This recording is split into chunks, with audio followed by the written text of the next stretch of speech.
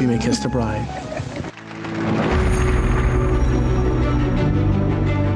I decided to make this evening a special one.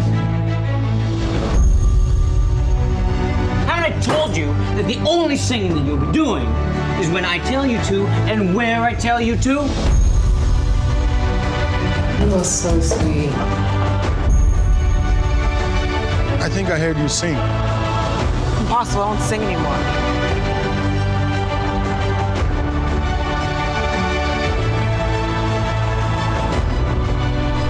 Just be true to yourself. Turn on the radio set now.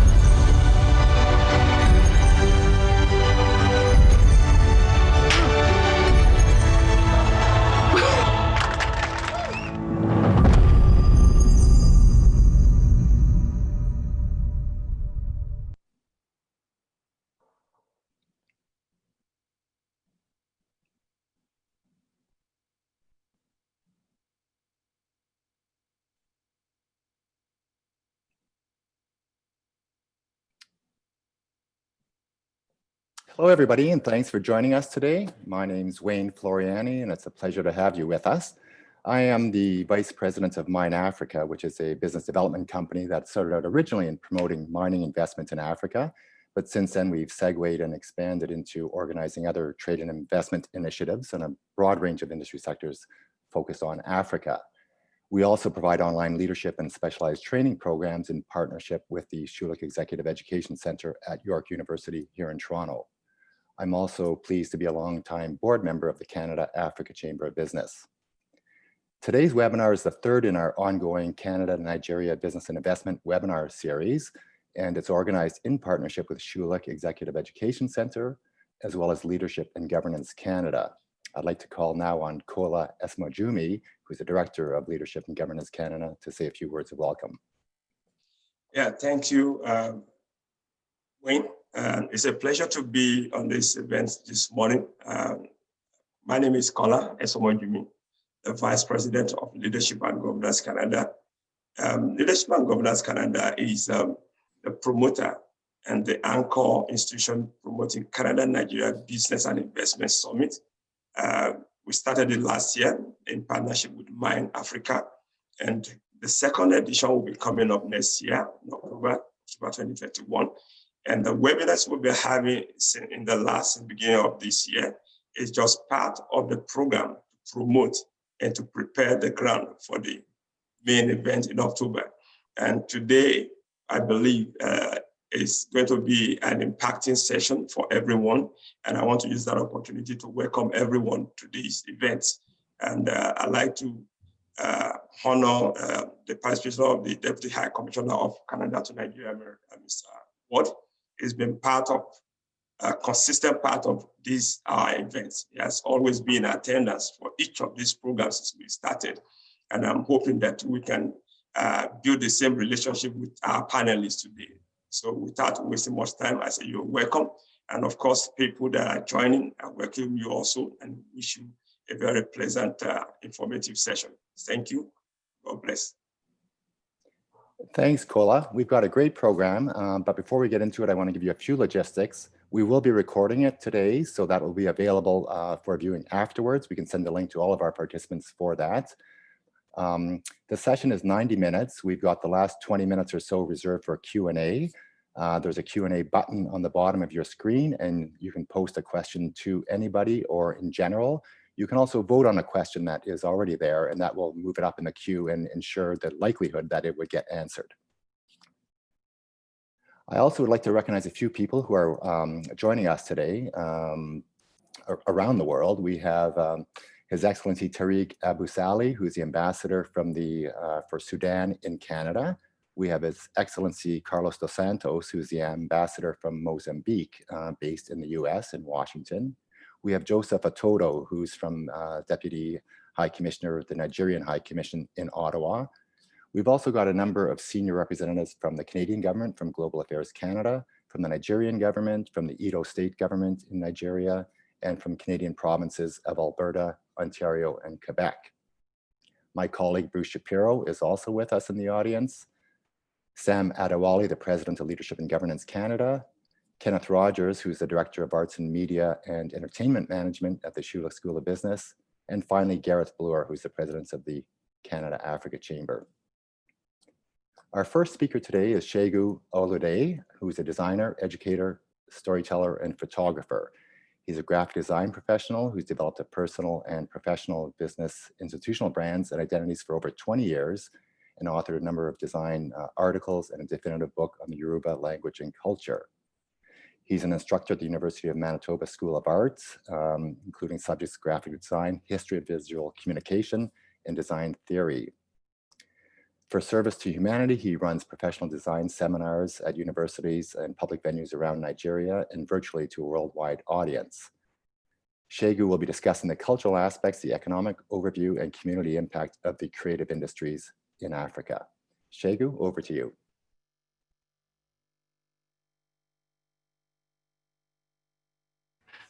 Thank you. Good morning. It's a privilege to be here this morning to talk for a few minutes. I'm glad to be the first to speak this morning because I'm going to be laying the groundwork. I'm more like a carpet layer so that everybody else would land softly, because we have so many knowledgeable people in the room this morning. I'm going to share my screen in a moment to talk through what I have to say with some slides. So please give me a moment.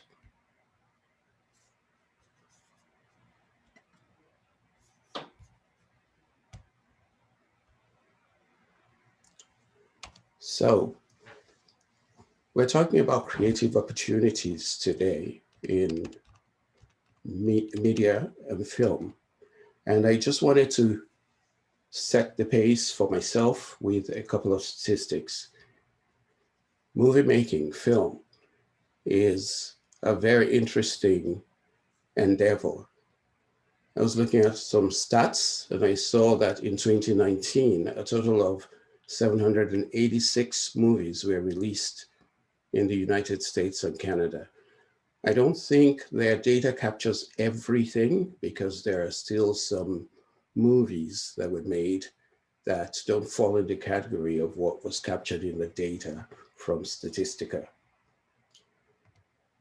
And if we look at the screen, we see how from bottom up, in 2013, there were 689 movies made. And in 2019, up to 786. I think the number would be exponential in the next few years because, number one, different companies are now producing their own movies. They have their own titles. Apple does, Netflix does, Amazon, and all these other companies are moving into this field. So it must be very good. In fact, I was reading a little snippet of an article yesterday that talked about what everybody's been doing during COVID. It seems like this is a pastime to entertain or educate ourselves through film. I can say that I've watched too many Yoruba movies during COVID sequester. And it always makes me think about all the parts that go into making a movie. Again, I'm not the expert here. I'm just talking through these points to sort of set the tone for what I'm going to be addressing. Filmmaking requires so many parts, and I don't mean that as a pun. You know, of course, when we look at the location where a movie is going to be made, every time a big production goes into a location, it brings economic growth and it brings opportunities. Some of the opportunities will be in tax incentives, some will be in employment, you know, and some also would be based on how friendly that particular location is to the movie maker, how they see it affecting their bottom line. And of course, when a movie decides to locate in a particular place, You have unionized and non-unionized workers and ancillary services that will support whatever work they're doing there. So these provide various opportunities. But when it comes to expertise, we see that you need actors, you need stunts, scripts, costume, sound, light, photography. All of these things come into play to make your product good or bad. And of course, after the production itself, there's a lot of work to be done in post-production, and of course, marketing and advertising, and all of the things that would make your movie get out there and be seen. And then you make money from it if you were a producer. But these days, the marketing aspect is sometimes spoken for if you are making a movie specifically for Apple, so to speak. You don't even have to worry about it. They have their own machinery to take care of that. So I'm going to focus on the area where I'm more comfortable talking about. And that's the creative opportunities that movie making, filmmaking brings. I haven't addressed the different kinds of movies and categories there are, but I want to talk about some nitty-gritty because as a teacher, that's where I always deal with students. The idea may be great, but the product is poor. Why so? Over the years, teaching graphic design, I've come to understand that it's always the little things that matter. If you have one little thing here that doesn't work and another little thing there that doesn't work, it brings down the value of production. As I say this, I'm very aware that we have people in the room that are engaged in movie making and filmmaking at a very high production level. And I recognize that. And it makes me feel happy anytime I see something that's brag-worthy on Netflix. I go, yes, that's a Nigerian movie. And I start to tell my friends. And when I talk about my friends, I'm not talking about my Nigerian friends. I'm talking about my Canadian friends. I'm talking about my friends from Trinidad and Tobago. I'm talking about my friends that come from all these different parts of the world that are hooked on Nigerian movies. So what are the problems that I see? Well, I'm not going to touch those with high production at all. But somewhere in the middle to the lower produced movies, we have editing problems of every kind. When we're sitting in the living room, I think my wife is very tired of me now because I'm always saying, oh, wrong angle, wrong positioning, the editing flicked, they didn't match it up correctly, and this and that and that. Why? Because that's what I'm looking for as a critic. Not that I'm bringing down the value of the movie, but looking for ways to improve it.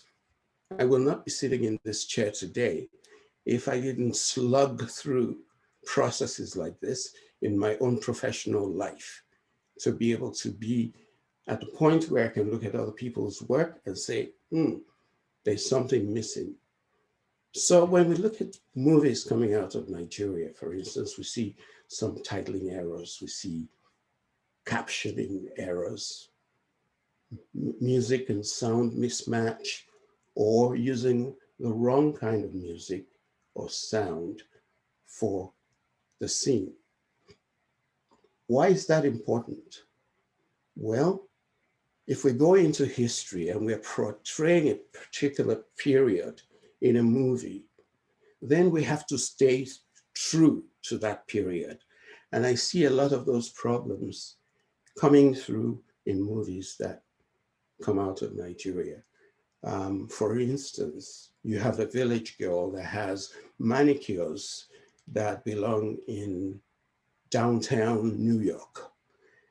And somebody forgot that that's part of costume. So that carries through because they've spent so much money doing that and they don't remember or they ignore to remove it. So we have things like that happen. And another area that I see that there's a lot of challenge for those in the middle to lower production quality movies is the effects. The effects, we need help. And then continuity, where in one particular movie 2 weeks ago, somebody was walking and they cut, and when they came back, it was the wrong pair of shoes that they were wearing. A lot of people wouldn't see this, but somebody has to pay attention to that. And of course, the costume has to be appropriate to the time. And I've mentioned the history before. This is where we have a big opportunity where indigenous movie making industry can put a mark on what they're making. Yes, a place like Nigeria or Africa generally, we have cosmopolitan areas, and we also have areas that are rural and not as exposed. So we have to look at the spectrum of what we have and decide on where we're focused on for particular movies. But we have the opportunity to showcase what we have as indigenous motifs, indigenous clothing, indigenous everything in our movies. So there's a lot of opportunity there. And then when it comes to post-production, of course, I do believe we need capacity building in that area. So I've talked about the problems, but what about the solutions? Well, technology and education fast tracks everything today. We're having this conference because we can't be gathered in one place. We all had to jump on board for this kind of technology to be able to communicate across distances. We need technology and education. I know there are film schools in Nigeria, but what about the opportunity that film schools and music schools and media arts education schools and facilities in Canada have to link up with Nigerian production companies or the educational system in Nigeria to bring improvements overall to the media generally? What I mean by that is you could have a Canadian school say, I'm going to partner with another Nigerian institution, and we're going to have a co-certificate or a joint program where students will go through and learn what their specialization would be in the media arts.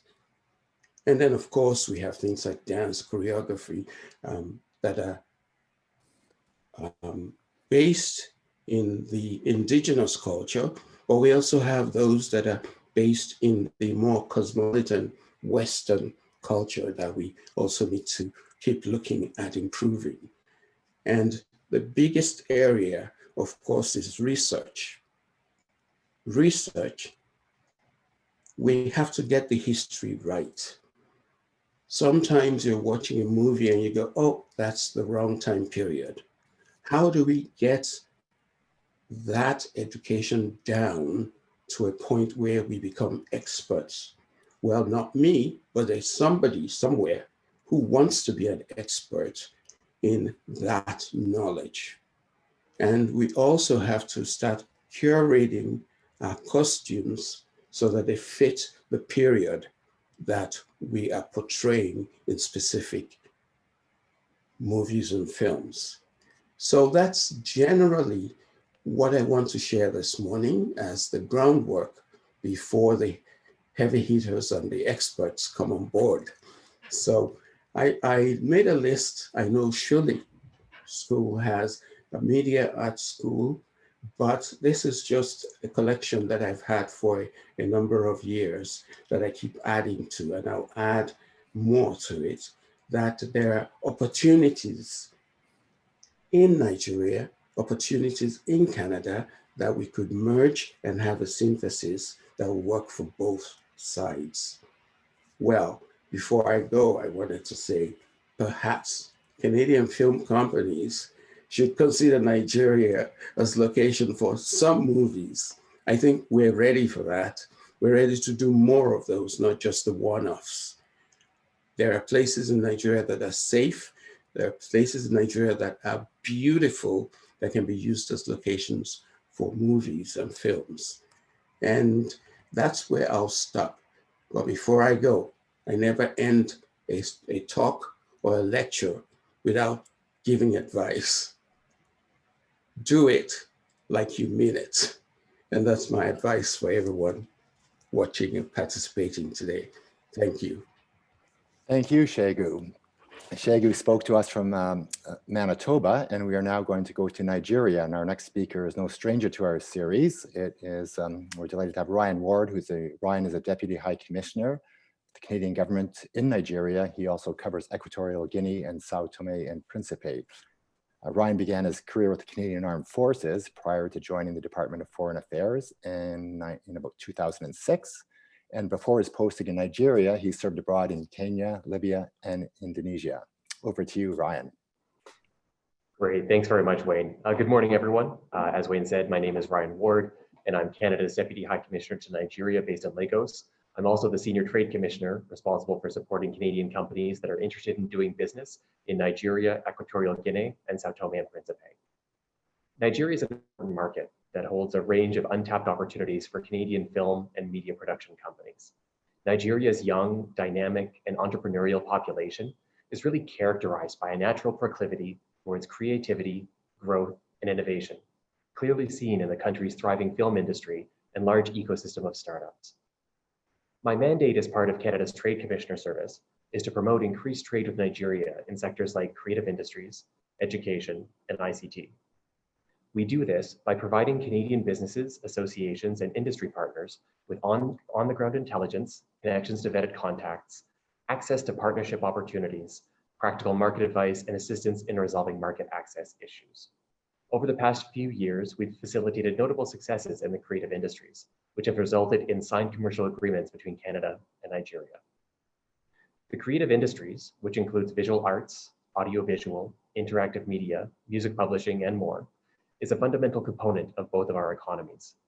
In 2017, the Canadian creative industries accounted for $15.7 billion in exports and over 660,000 jobs in Canada.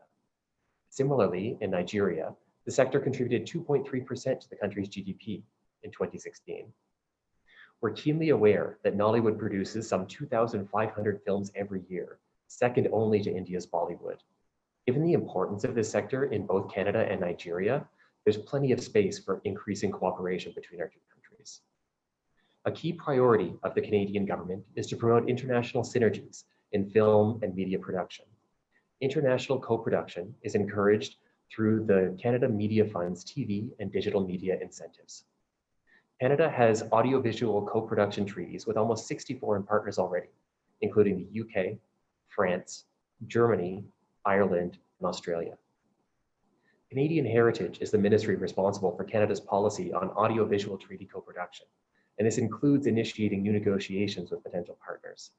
This policy was introduced in 2011 with an intent to shift away from a traditional approach to treaty co-production towards a more economically driven method that allows us to better adapt to a rapidly evolving audiovisual environment. There are a number of key factors that are used to determine the choice of potential co-production partners. Consideration is given to partner countries that represent key co-production markets for Canada's audiovisual industry, and countries that can offer co-production incentives, such as public funding programs, tax credits, and loan support guarantees. From Canada's perspective, every new co-production treaty must generate employment for Canadians, stimulate investment in Canada, and create opportunities for the Canadian audiovisual industry to showcase Canadian talent and productions in the global market.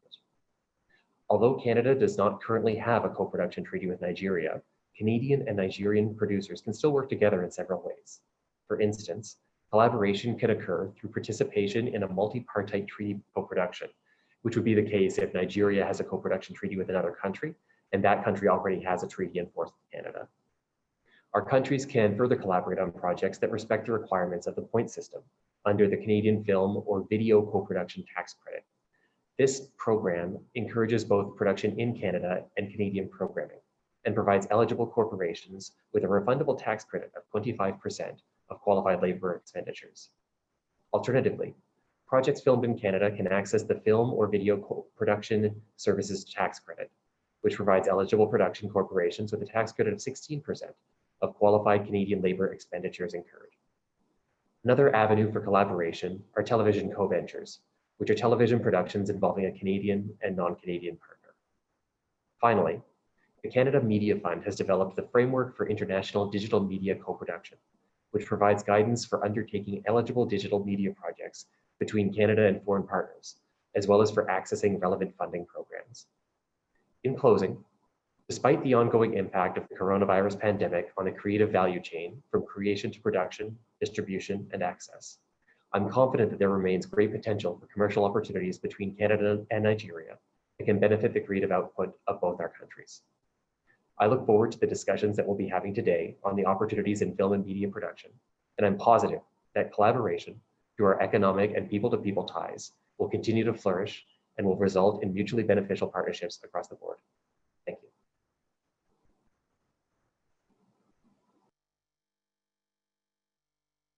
Thank you very much, Ryan. I think one of Canada's real strengths and weapons in doing business around the world is its Trade Commissioner service. In all of the offices, they're a great asset for Canadian companies looking to partner, to identify opportunities, and get market intelligence on those markets that you're exploring. And certainly we have very, very good on-the-ground representation from the Canadian government, not only in Nigeria, but across continental Africa. I'm going to turn things over to our next speaker now, Isioro Jaboro, who's an award-winning movie producer and director. His passion for filmmaking can be traced back to his early days growing up in Nigeria. He's a graduate of the Toronto Film School in 2007. He's also the founder of the Toronto International Nollywood Film Festival, the founder of the International Black and Diversity Film Festival, and the founder of the Black Actors Guild Canada. Isioro, over to you. Yeah, thank you, Wayne. Thank you, everybody, for giving me this opportunity. Like you say, I'm Isioro Tokunbo Jaboro, simply known as TJ. I'm also a filmmaker. I'm a filmmaker first. I'm the president and founder of True Set Production and Motion Picture, and also True Set Distribution. Went to film school here in Canada, at the Toronto Film School. That's where I got my film background, educational background, from Toronto Film School. Also studied business management, major in marketing with Athabasca University, because I see the need for distribution and their challenges. I'm gonna focus my speaking today on the Black film perspective, here in Canada, because if we are talking about a co-treaty or a co-agreement in the film industry between Nigeria and Canada, of course, we know Nollywood is one of the largest movie industry in the world, but we still need to look like we say, charity begins at home. We still need to look at the challenges we have here. We still need to look at the challenges we have here in Canada from the Black perspective, which I believe is more of a structural issue. As a filmmaker, I faced challenges after I graduated from the Toronto Film School, trying to shoot my first project, put it into production. Took me 8 years. I didn't give up hope. I kept pushing it.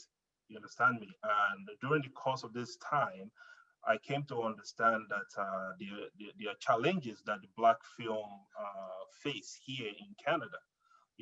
Especially when I shot my first film, Saving Dreams, and we're trying to cast a lot of Black actors, and we couldn't get enough Black actors or ones with experience. I came to find out that the reason is because the the film structure here, especially for independent filmmakers, is more, it's not favorable to black actors, black filmmakers, you understand me? So that was some of the challenges that we face, you know? So these my experience. Sorry, I'm home right now, so I don't know. Yes. Yep.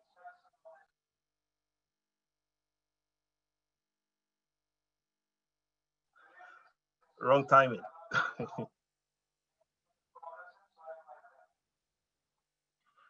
All right. So some of the challenge, I'm just going to go real quick, you know.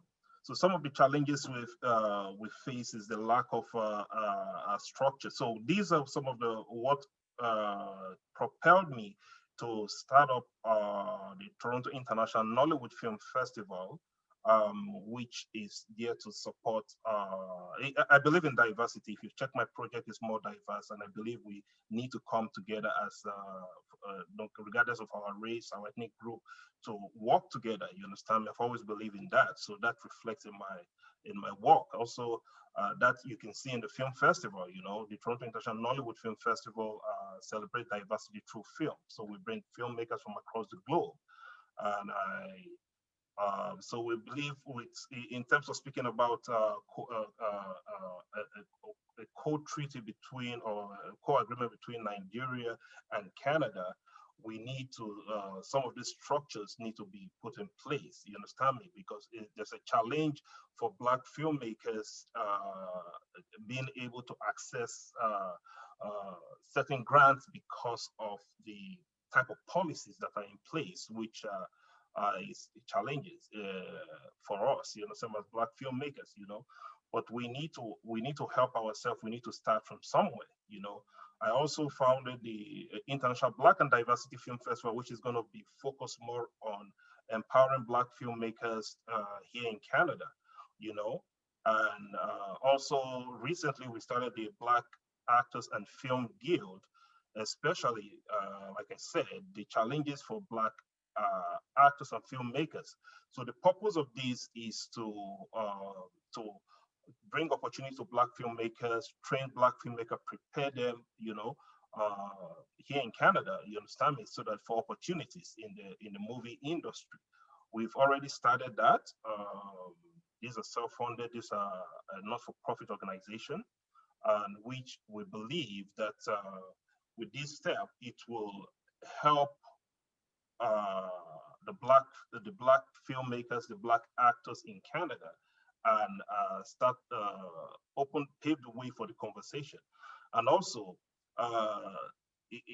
when we talk about an agreement between two countries, Canada and Nigeria, we're talking about from the government level, you understand me, you know, so which means it's not just wanting to say, okay, we want to start a co-treatment, and we rely on the Canadian government to come up with the funding or the grants or whatever to sponsor this. No, the Nigerian government too need to step up as well. You understand me? You know, because both parties are going to benefit. You know, sending their filmmakers, producers, directors here, working with Canadian producers. So I'm just going to cut here because of the alarm. So yeah. Thanks.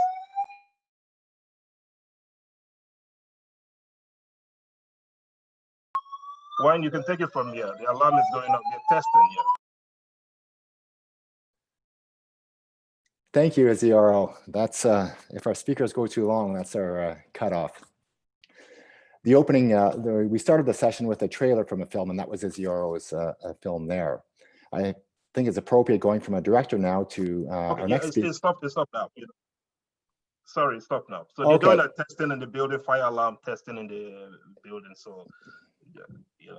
So anyways, so I'm just going to wrap up. You know, the benefits of what we are doing through the Black Actors and Film Guild, through the film festival, and through our production company is to create opportunities for Black filmmakers, Black actors, you know, and we need the Canadian government here, speaking about here now, you know, to also look into how to help the Black filmmakers and the Black actors here in Canada, because the structure, we really need to look at the structure, you understand? Because if you look at what's going on now, scripts that are written, you know, Black filmmaker, Black actors are being at a disadvantage, you understand me, you know?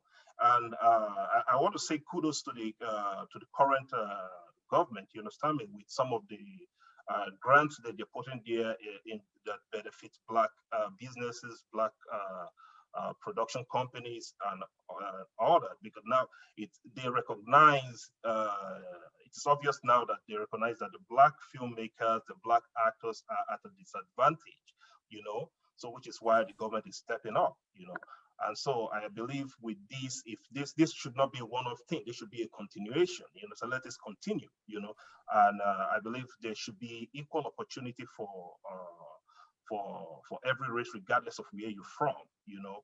I also want to say that we need to understand that there are different content of story. The way a Black story will be told is different from the way a different race story will be told. So we should not disregard that, because I'm speaking from experience, whereby I tried to contacted a distributor here with my first project, and he looked at it. It's a very good project, good production quality, everything, but I don't think we'll have the audience for it. You understand me? You know, but that is wrong. But the same movie was released in cinemas across Nigeria. The same movie was released in the cinemas in the UK, and the same movie was licensed through Emirates Airline. You get what I'm saying? So the movie did not even get the opportunity. You understand me? Here in Canada, you know, because that is not right. That is not right. We need to give opportunities to one another, you know. So, and I hope that we will have, now that we have Netflix here in Canada, we have Apple and other video on demand platform. They should, we have members of the government here, should look into the opportunity of talking to Netflix and co, you understand me, to give the Black filmmakers and Black actors some opportunity, independent Black filmmakers and Black actors some opportunity, because we, look at my project, everything, they are all self-funded, no government grants, nothing, you understand me, you know? But if for us to grow, we need the support, we need the exposure, you understand me? So if we have the government try to intercede, you understand me, with people like the Netflix platform, like Netflix, to help us position our project. I'm not talking about me, I'm talking about Black filmmakers and Black actors in general, you understand me? You know, but I'm talking from an experience. I have experienced it firsthand. So if they can help us to position and encourage us, you understand me, that we, those of us in that position to help our fellow Black actors and filmmakers, will be able to do so, and then we can expand this and bridge the gap, you know, that is there. But hopefully, let this be a continuous discussion. You know, I don't want to go too much over my time, so I appreciate it. Thank you for this opportunity, and thank you, everybody. Yeah. Thank you, Isioro. Our next speaker is Susanne Vaas, who is the Vice President, Corporate and International Affairs with the Canadian Media Producers Association, which is Canada's trade association for over 500 independent producers. She develops the association's international plan aimed at enhancing business opportunities for its members and provides guidance on production financing, federal content certification, and government corporate governance matters. She's also responsible for the production of Profile, an economic report on the Canadian screen content production industry. Susanne sits on the board of the Coalition for the Diversity of Cultural Expressions and is a member of the Governance Professionals of Canada, the Canadian Bar Association, and the Law Society of Ontario. Susanne, over to you. Thank you very much, Wayne, and hello, everyone. It really is a true pleasure to be with you here today and to speak about the Canadian screen content industry, the Canadian Media Producers Association, what we call the CMPA for short, and some of the CMPA's international activities. So I'll begin by speaking a little bit about us, the CMPA, calling up a very brief PowerPoint presentation about who we are. Let's see if we can get this to work.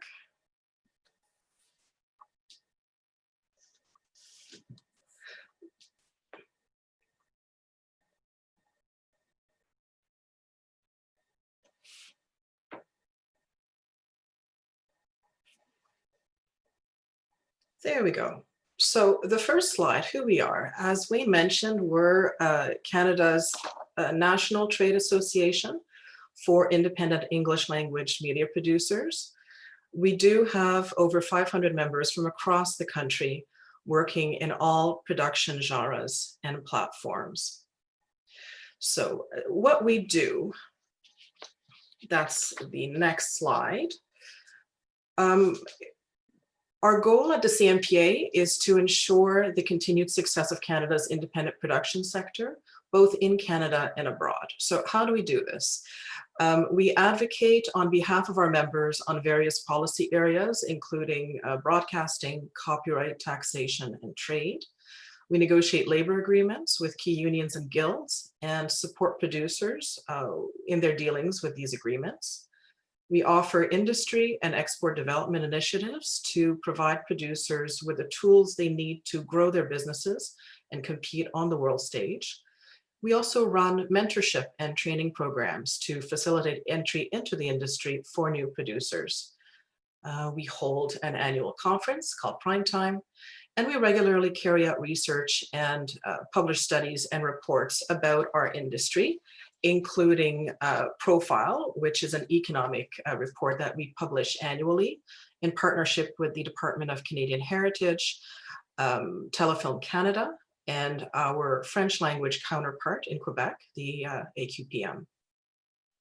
So the next slide is about Canada's media production sector. And I know that Segun spoke to the ins and outs and some of the numbers. I'll just share a few more from 2019. So the industry is robust and generates a significant economic activity. There's over $9 billion worth of film and television production activity that takes place annually, which in turn attracts almost $6 billion of foreign investment by way of sales into foreign markets.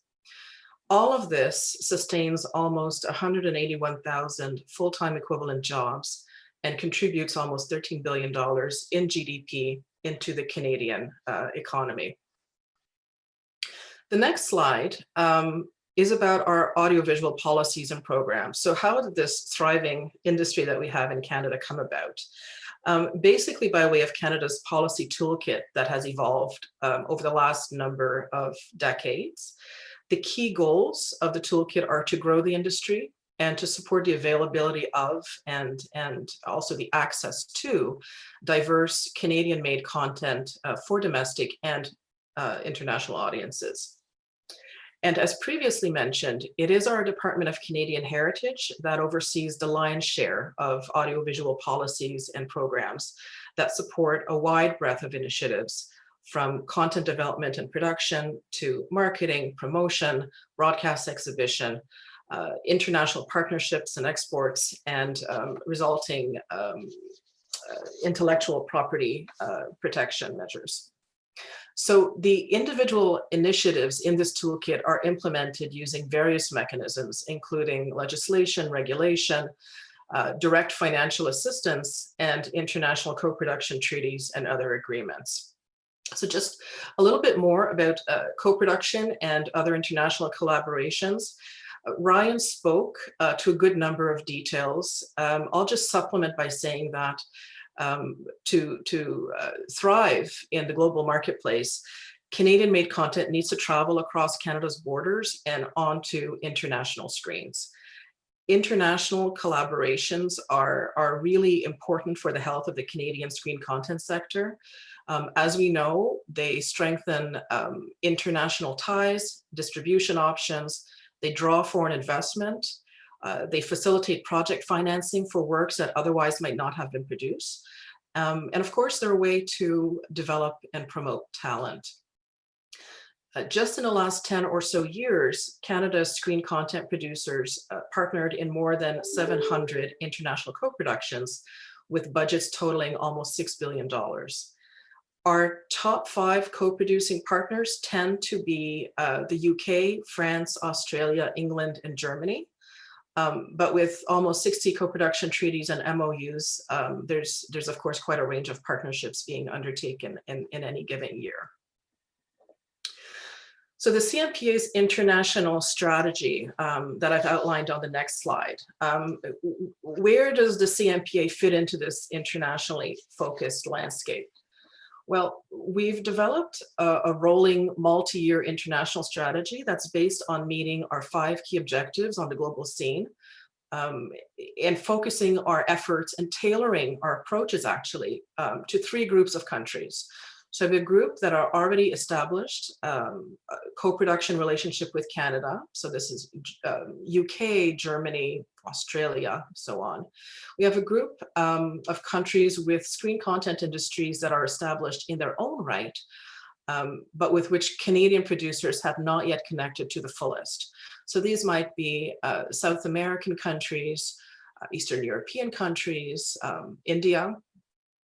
And we also have a group of countries we focus on that are in the midst of strengthening their screen content industries and infrastructure, and with which Canadian companies haven't traditionally worked with, such as Nigeria. So even though Canada does not have a co-production treaty with Nigeria, there are still ways in which productions are being made, and we are seeing collaborations. Akino Timi and Sean Joshi are 2 of our members who will be speaking shortly about their firsthand experience developing Canadian-Nigerian projects. We, as an association, are exploring options for helping to connect Canadian and Nigerian producers. So we're in discussions with ANCOP about a memorandum of understanding to solidify information exchanges between our respective memberships, and host delegations to share best practices and to hopefully connect our members in hopes that they find business synergy. Also, with the support of Global Affairs Canada and the Trade Commissioner Service, we're planning a small exploratory virtual mission in the next few months with information sessions, meetings, and roundtables. And I have to say that we're undertaking these initiatives for 3 reasons. We've really taken notice of Nigeria's economic growth that has diversified more concertedly in the last 15 or so years to include the entertainment industry. And we know that its film industry is the 2nd largest in the world. We've seen the country actively working on strengthening its international relationships. For example, one of Nigeria's leading producer associations, ANCOP, has joined FIAF, the International Federation of Film Producers Associations. The CNPA too is a member of FIAF, along with 33 producer associations from 26 countries and ultimately 5 continents. We're all brought together to discuss common economic, legal, and regulatory interests. And earlier this year, the Nigerian Film Corporation signed a cooperation agreement with its counterpart in France, the CNC, to enhance capacity, training, facilitate project funding, and access to equipment. So just in the last few years, there's been a rapidly increasing level of engagement and outreach globally, and a level of outreach that Nigeria is currently taking is really quite exciting. So we are positive about the future prospects with Nigeria, and are certainly interested in helping to build strong relationships between our industries. So that brings me to the end of my presentation. The last slide has my contact information. So anyone who would like to know a little bit more about the CNPA or the Canadian screen content industry should feel free to connect with me. I'd be very happy to expand on anything I've touched upon during the session.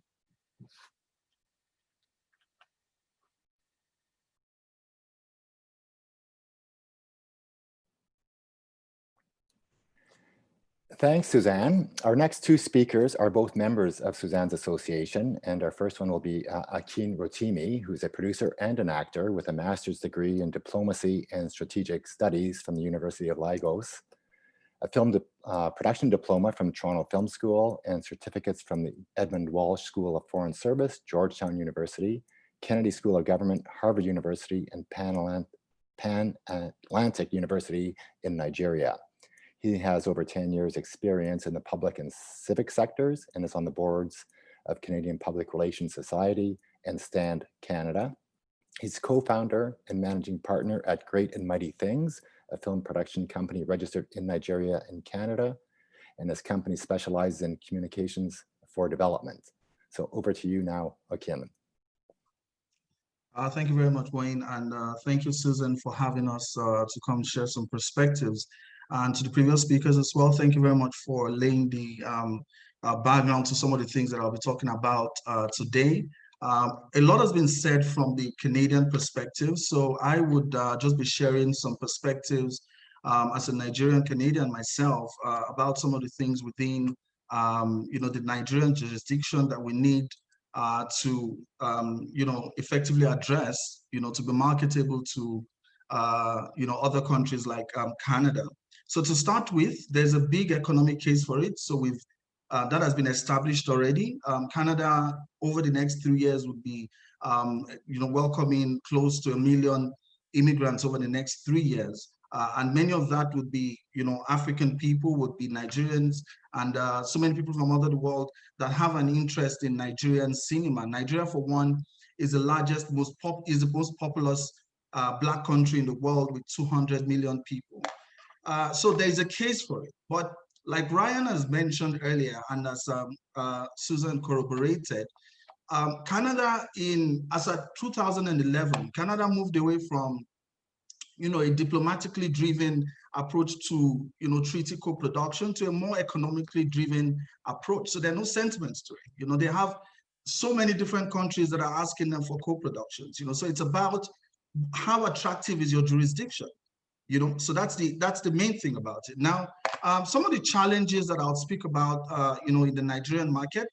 Number one, our industry can do a lot more in terms of being properly structured. Our labor groups are going to have to engage with counterparts in other countries where you have situations where there are factions of one labor group. I don't want to mention any particular labor groups, but they need to be able to speak with one voice, to be able to engage with government profitably, to be able to engage with government and be able to have their needs prioritized. So that's one major issue, the structure of the industry. We need a lot more capacity within the labor groups to be able to engage with their counterparts all over the world and also with government. Now, in terms of infrastructure, that's so important. You need a lot of sites and services to be able to support the film industry. You need locations, you need roads, you need proper power supply. You can't have an editor working for you in Nigeria and the person is complaining that power goes out all the time and it's really hard. And like previous speakers mentioned, anyone coming into any jurisdiction to make a film, everybody benefits. Hotels benefit. Those selling food, everybody benefits, right? But if you have a dearth of infrastructure and some of these services, you're not going to be attractive to anybody that wants to come and make movies or partner with that jurisdiction. Now, another important point again is the macroeconomic factors, essentially fiscal and monetary policies that are sometimes inconsistent. So for example, exchange rates now have just been going through the roof, so you can't even plan, right? So how do you go into a country to make a film when over the space of a couple of months, the exchange rates has just been going, up and down, and then secondly, again, in terms of the macroeconomic policies, particularly the fiscal policies, the tax incentives are not very clear and they're not very attractive, to be honest. I know that the Nigerian film business generally is on what you call the pioneer status list with the Federal Ministry of Trade, which is a collection of industries that the government has prioritized to be able to access certain incentives. So for example, tax holidays and things like that. So yes, the Nigerian the movie industry is part of that, but that's about the only incentive that you have. And to be honest, over the past how many years, it was ratified in 2017, the latest one, how many people have effectively accessed, these benefits in the movie industry? To start with, you have, the project has to be a minimum of 100 million naira, which is about 260,000 Canadian dollars or thereabout. Not many people are operating at that level within Nigeria to be able to access those sort of incentives. And then you have industry-specific policy issues that are not consistent sometimes, right? So for example, censorship issues, right? You have the Movie Censors Board that's supposed to be able to facilitate, accreditation seamlessly. But we had a situation recently where a movie went out to the cinemas, apparently with some sort of approval, but that was overturned. So you can imagine a movie in the cinemas. It had like a 2-3 day run already in terms of theatrical release. And you know what goes into a movie to be able to put it in the cinemas? And then this movie was pulled after about 2-3 days in the cinemas. Nobody wants to come to that kind of jurisdiction. Let's be honest with ourselves. Now, even though that was redressed later on, but they had lost the momentum, and it went on and all sorts of things. Nobody wants that. People want very clear, unambiguous policies when it comes to things like that. Now, in terms of funding as well, to be honest, there's not a lot of funding aside private equity within Nigeria. You have the BOI fund, which has about 1 billion naira, which is about 2.7 million Canadian dollars or thereabout, that's available, for people to be able to access. Single obligors, every single person can get up to 50 million naira, which is about 185,000 Canadian dollars or so. But the conditions and all sorts of things that you have to do is just so hard. And besides that, if we're talking about really incentivizing filmmakers, you're not going to have 10% as interest rates. 10% interest rates is the best that the BOI has to offer. Now, that is even in comparison, that's even better in comparison to if you were to get, some debt financing from some other banks that would charge you as much as 23%. It just doesn't make sense. And unless we're able to sort out the issue of counterpart funding, when you're going into co-production treaties, Nigerian filmmakers are always going to be at, the shorter end of the stick. Another issue with respect to funding, we've seen in recent times a lot of interest in corporate bodies, yes, sponsoring films and doing all sorts of things. Now, that's good, it's very welcome, but they need to structure those interventions properly so that it's not nepotism driven. It's not, oh, I know this person, I know this MD, or I know whoever to be able to sponsor my film. How it is done in Canada and some other jurisdictions is you set up a proper film fund, right? And you set up proper independent boards to be able to ratify applications. And you set up this proper timeline for people to be able to apply to those funds and be able to access them. So those are the sort of issues that put the Nigerian jurisdiction at sort of a disadvantage in engaging with, other jurisdictions. Like has been mentioned, Canada, for one, is actively engaging. I mean, the Canadian Ministry of Heritage is actively engaging other jurisdictions, and whether we like it or not, Nigeria is on the front burner. But we need to address some of these issues to ensure that it's not, no matter how interesting the jurisdiction looks, when people look at the real facts, it's really a tough decision to make for anybody to move in that direction. But having said all of that, it's not all gloom.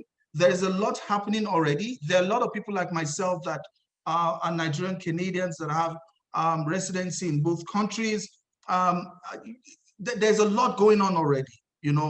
I, for one, right now, I'm in Nigeria, just finished shooting a documentary, and I also work actively in Canada as well. What we need is to be able to formalize this and be able to make the best of both jurisdictions, especially Nigerian Canadians on this call. We have a number of people, my senior practitioner, Mr. Jaboro, and so many other people that are in that vantage position to be able to advance that conversation about the co-production treaty. But the Nigerian government, Nigerian stakeholders really, really need to take things seriously, because there's no sentiments to it. Do you understand what I'm saying? There are about 60 countries currently that enjoy the co-production treaty with Canada. If you want to become one of that, you need to sort out certain things within your jurisdiction. So Shanta, I'm sure, would share some more perspective on that.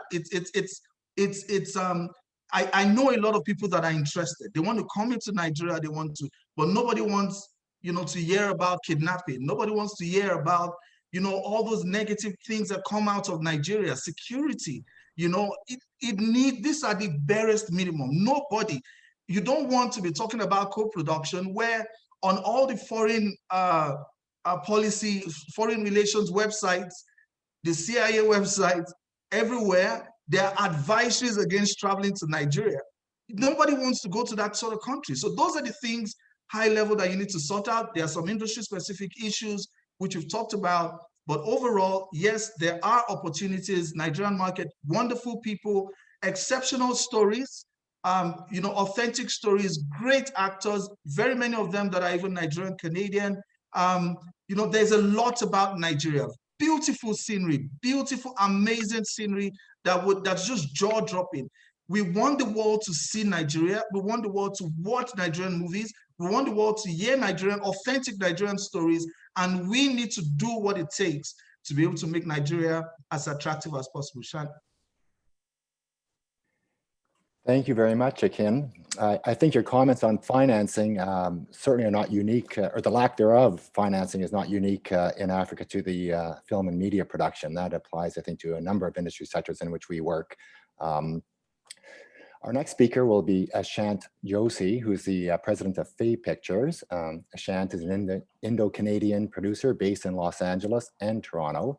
His credits include Porcupine Lake, Framing Agnes, and Pink, the award-winning series Teenagers, and the Deku original series I'm Fine.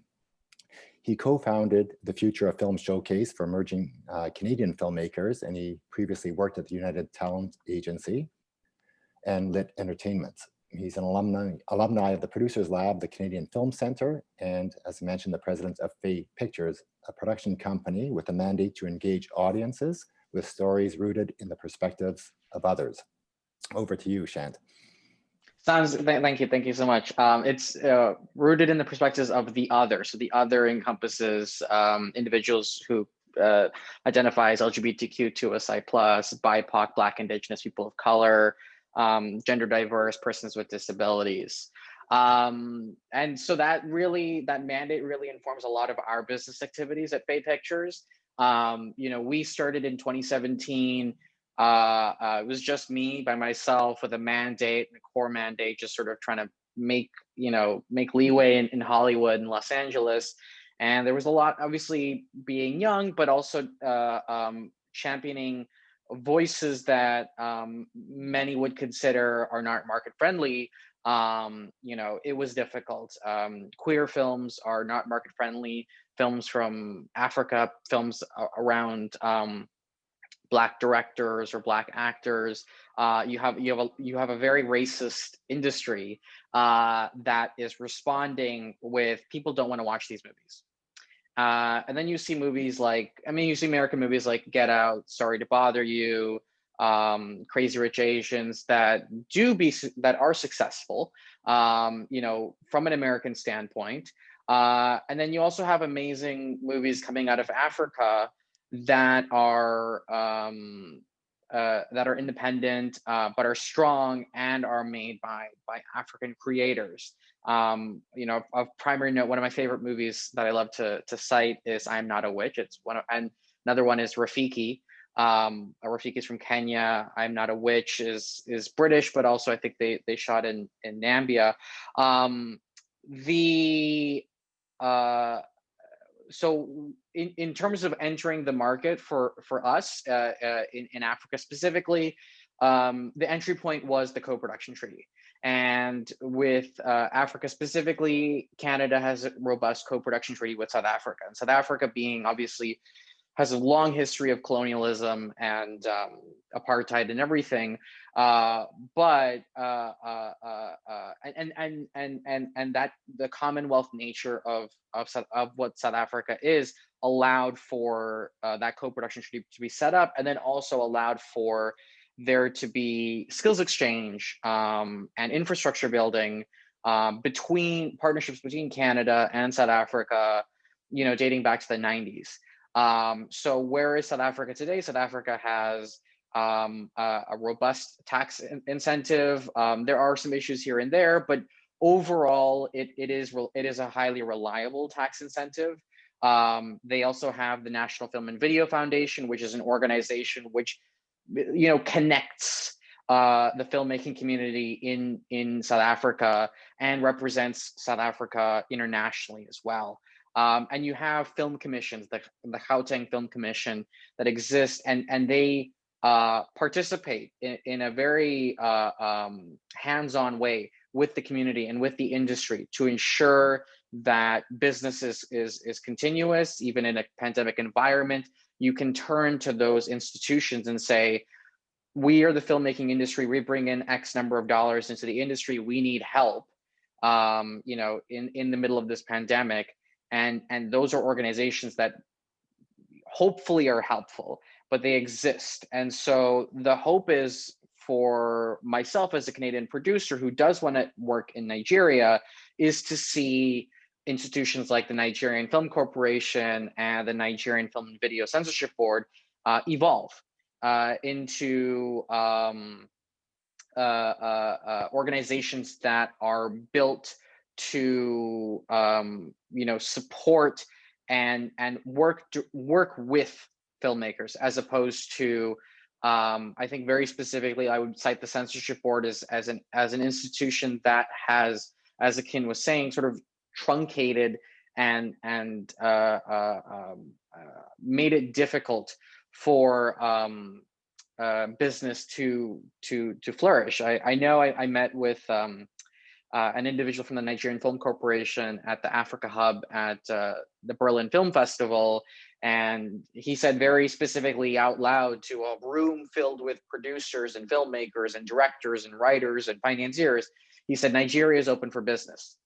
And one person raised their hand and they said, what does that mean? Like, what does that mean? And there was no real substantive response in terms of, this is how we can facilitate business in film and television. And so those things need to happen, as Akin said. However, there are, I think, a lot of opportunities that are available. And we're seeing a lot of business happening despite, I think, certain governmental roadblocks as well as just sort of infrastructural roadblocks.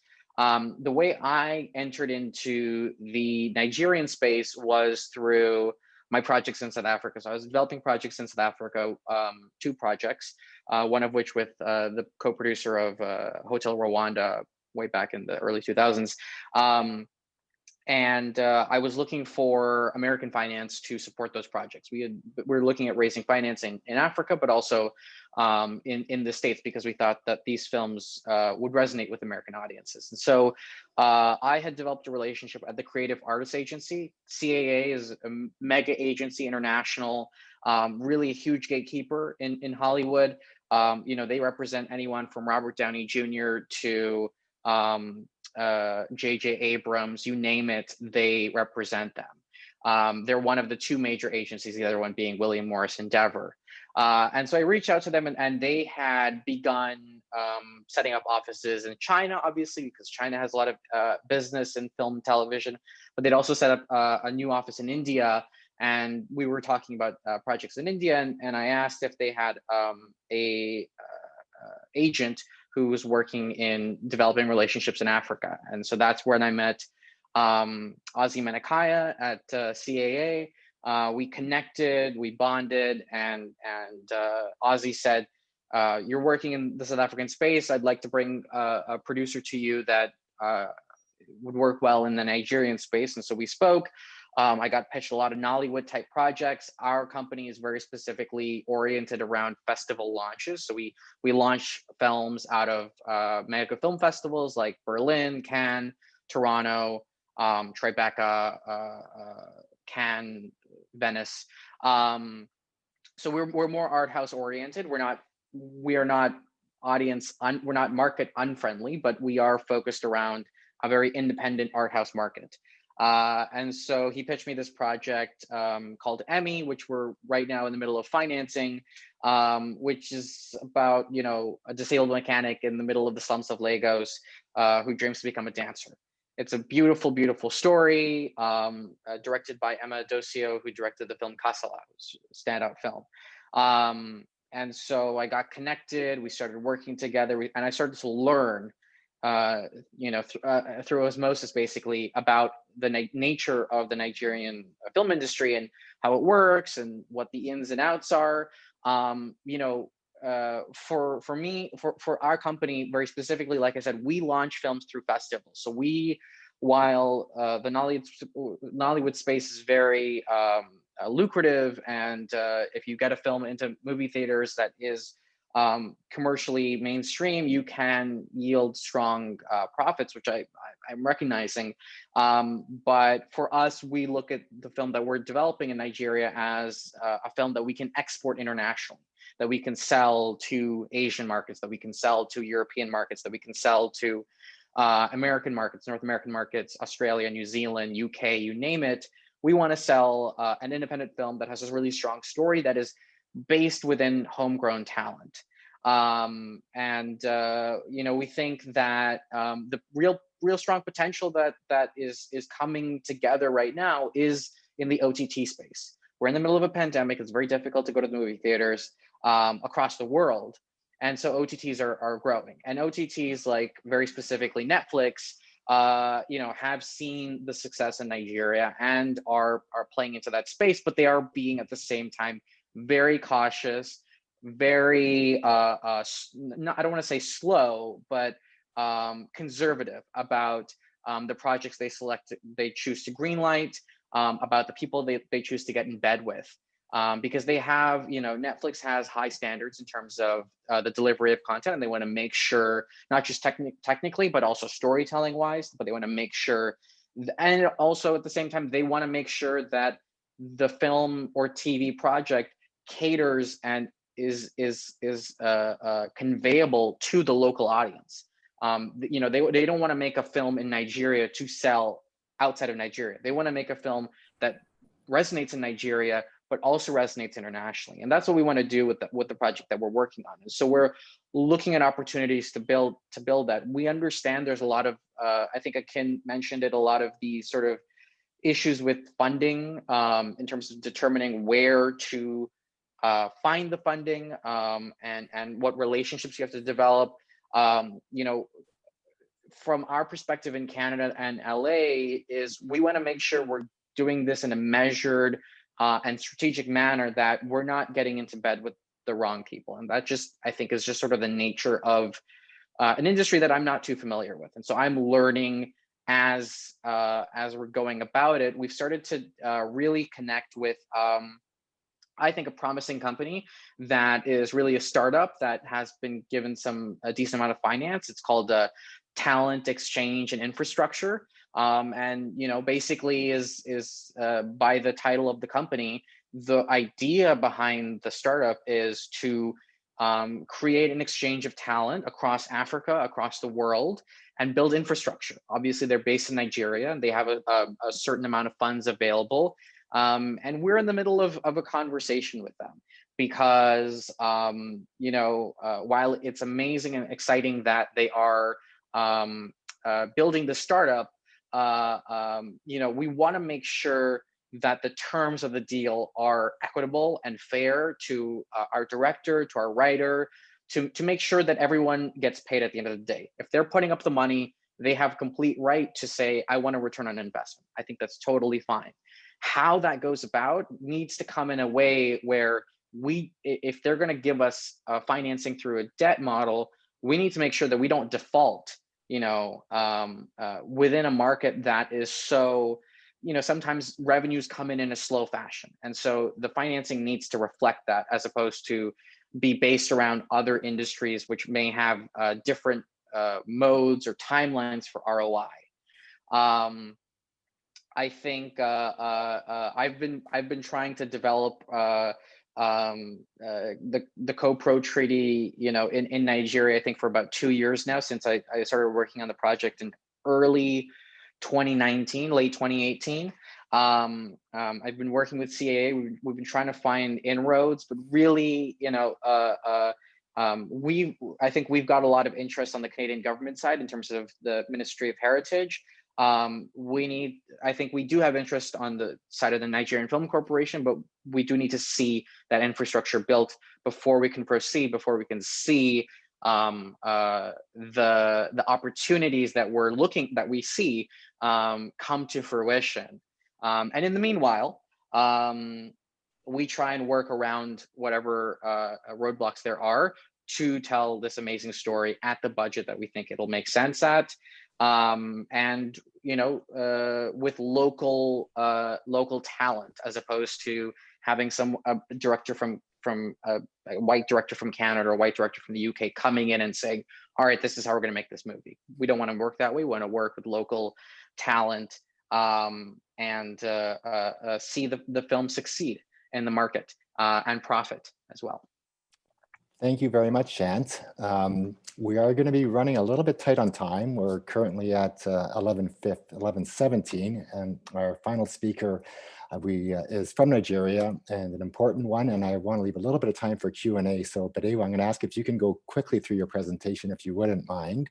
Our next speaker is Dr. Badewa Adejugbe Williams, who's an educational specialist, a therapist, a writer, a director, producer, stage manager, and actress, and currently the general manager of the Abuja Film Village International and founder of the Royal School of Educational Therapy. Hello, everybody. I hope you can hear me okay. Okay, I'll try to go really, really fast, which is impossible knowing who I am. This is the Abuja Film Village International Limited. It's a company, it's a private company, but it's owned 100% by government right now.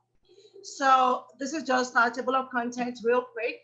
This is the Abuja Film Village. It's 5,061 hectares of land, which is huge. However, we've given away, we have partnership with some private investors on 1,767 hectares as it is. So we still have 3,290 hectares of land that's available that we're looking for investors, partners to implement our project. The Abuja Film Village is, as I said, owned by government, the Federal Capital Territory Administration of Nigeria. And the mandate is to make Abuja the city of Abuja, an extension Nigeria, the entertainment capital of the world, ambitious but quite doable. And on this, we have a three-pronged approach. One is to establish an ultra-modern filmmaking and entertainment village in Abuja, which will be in the film village, where we can have all the facilities, all the infrastructure, all the components to make film production conducive in Nigeria. So you'll have your pre-production, to your production, to your post-production. You can even come to the film village to write your script and all. The next is to raise and improve the professional know-how and the overall quality of the films that are coming out of Nigeria. And as we very well know, one of the presenters has already alluded to this, that for this to work in Nigeria, we need technology, we need education. So Film Village is primed to enhance those aspects. And of course, for economic activities, for employment generation, for income to be going on at the same time, we want to build an entertainment resort city that is anchored on film activities. So basically what we're trying to replicate is a universal city, Hollywood in Nigeria, where everything is in one city, one location. So how are we doing this? We have over 50 components. They've all been clustered under 4 major concepts. The first one is for film production, because that's what we're based on. So we aim to build 15 sound stages, or to have the streets of the film village to reflect backlots. So you'll have a city that will look like you're in Hollywood. You'll have a part of the film village, the streets that will look like you are in Bombay, in India. Basically, we're trying to attract international film production into Nigeria. So all the sets, all the location you're looking for will be replicated in the film village. So you don't have to go to India to make a film about India. You can come to Nigeria. And at the same time, we're going to have replica villages in Nigeria. So even Nigerian filmmakers who want to make films, maybe about Kano or about Lagos, they don't necessarily have to go to Lagos or Kano. They can come to the film village. There'll be sections of the film village that will look just like those locations they're looking at. So we plan on having the IMAX 3D, 4D theaters. We want experiential theater to be there. And, you know, when you have 5,000 hectares of land, there's multiple rooms for multi-purpose cinema theaters. We have the forestry for filming, and we plan on having the radio stations and TV stations as well. The next major concept is the film education. We're planning on having a film university. As everyone had said, film has gone digital.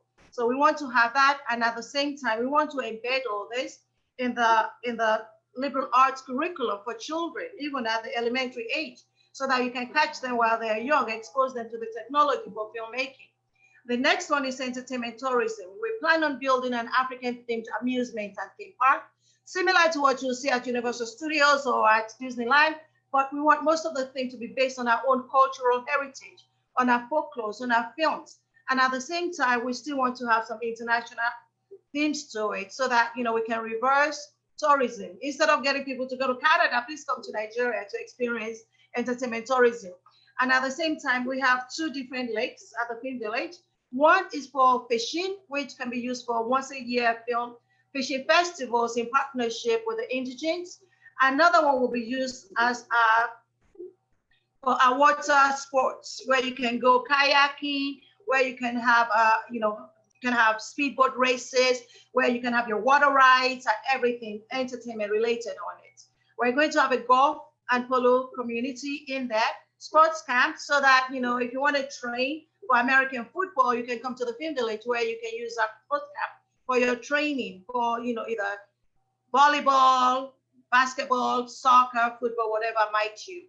Then finally, we want to have the urban development. You know, we want to have a mixed use corporate and residential, you know, real estate there. We'll have everything that a city needs to function as a city, with the schools, the cottage industries, transportation terminal. We plan on having a monorail, trams all over, just like you would see at Universal Studios.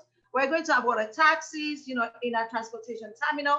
This is supposed to be a unique, pristine destination where everything is safe, where you have, you know, controlled entrances into the film village. You'll have your transportation terminal. If you drive in, you can park your car there, get into any of our internal transportations to move around. Of course, police, security, fire, it's all extremely important. And more importantly, you know, this is we've done our preliminary concept designs that shows where all the different components are supposed to be in the film village. And importantly, infrastructure is key. You know, our power situation is epileptic in Nigeria. Technology, you know, with your telecommunications, we want world-class, you know, infrastructure at the film village. So we're also looking at investment partners who can come and invest into infrastructure at the film village. You cannot be on an amusement ride and then, you know, be on a roller coaster and then they take lights. You know, what happens? The danger of it. We need to prevent that. Now, as a Nigerian, I'm also an American, but as a Nigerian, my ultimate goal, you know, which is very personal, is to have a lot of domestic investors. We want our Nigerian brothers and sisters to invest in Nigeria. Why am I saying this? When foreign investors come in, at the end of the day, they recoup their profits and they take it out of the country. A lot of times, they also bring their own technical partners into Nigeria to do the work and leave. We want local content. We want, you know, domestic investors who can partner with international investors. That's not a problem. We welcome international investors if they come in, but we'd like for them to partner with local investors at the same time. And I think it was also one of the presenters who spoke about, you know, incorporating the local talent in film production, in everything you do. We want you to use our Nigerian filmmakers because that's the best way for transfer of knowledge. It's not about what you learn at the UCLA or USA Film School. It's about what you learn on the job while filming. You learn by training on the job. So that's what we're trying to encourage. So we've done a lot of capacity building activities, training, you know, practicing practitioners in the industry and also prospective filmmakers in all the requisite aspects of film production. We've done quite a lot with the American Embassy, with the Australian High Commission. We'd like to do something with the Canadian Embassy or consulate. If you know, at the end of this, we'd like to talk further on how some of this can be made possible. We're partnering with Nollywood practitioners, to join us because we're also a limited liability company. We need to think of creative ways of generating revenue because building of the film village is a long-term project. Meanwhile, we can start generating revenue by producing films, by having film festivals, by hosting comedy shows, by even screening films at our cinema house that's already on ground within the Social Development Secretariat of the FCTA. So we're working with Fred Wright. We're also partnering with Ramsey Noah to develop a first annual TV commercial award, something that's quite new, unique to Nigeria, and unique to the world, actually. This is to just give you some other visuals based on our conceptual design of what we are aspiring for the Film Village. And you can see these are the production studios, sound stages, more on what we expect to have at the Film Village. We want, amusement and theme park, as I said, for tourism, to reverse tourism so foreign tourists can come to Nigeria and also prevent some of our tourists from Nigeria from traveling all the time. More on the tourism aspects. Sports, we want a pristine community, green community. Urban development to continue to grow at the Film Village.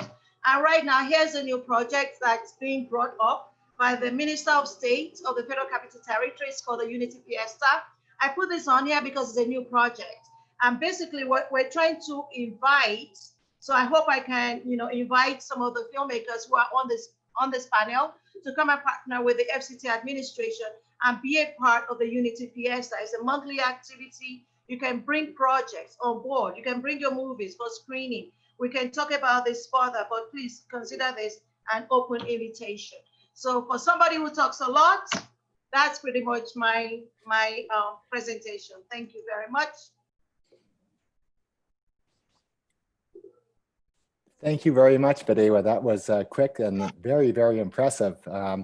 We will, as I mentioned, we're recording this session. We can make those presentations also available to all of our participants. We've had a number of inquiries for email addresses. We will also be making all the email addresses of our panelists available.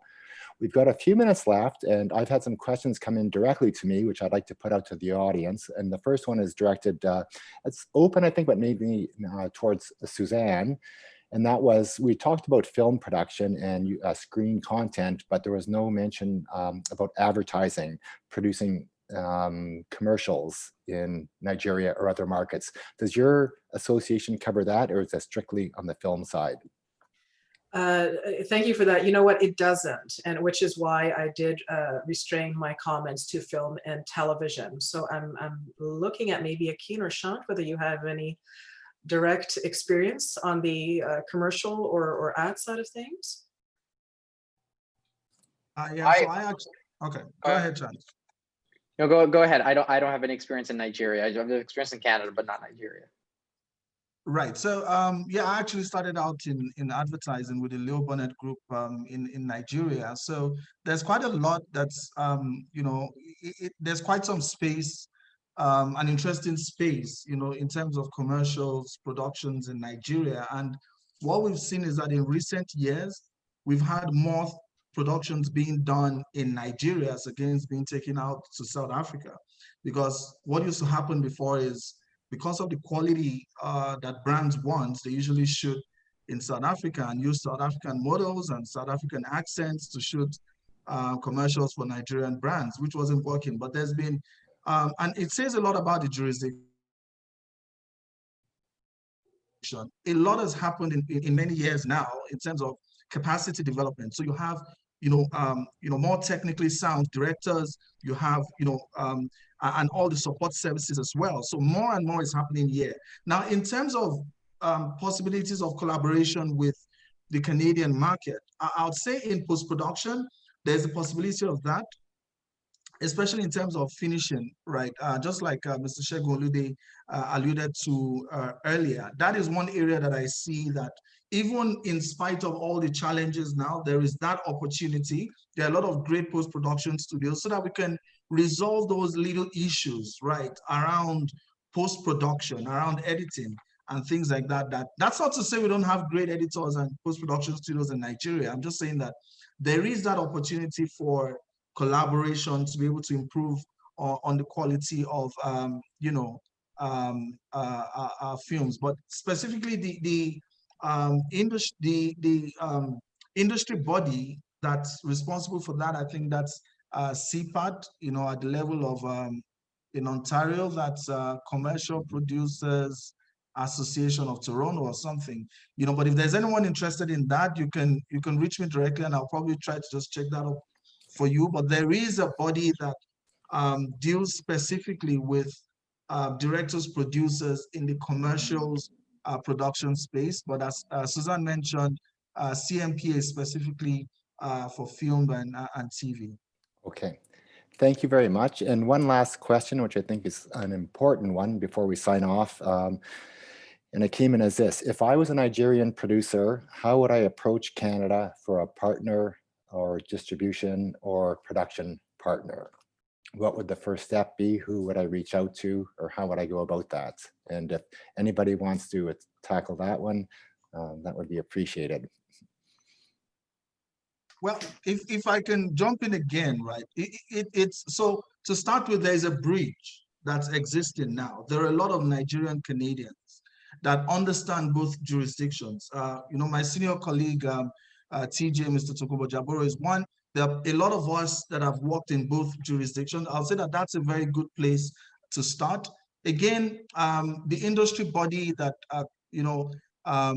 collective of all independent producers in Canada is the CMPA. So reaching out to Susan, who's directly in charge of international development, would be a very great starting point as well, to be able to get the sort of partner that you're looking at. So you get information on all the CMPA members and those that particularly have experience in co-productions.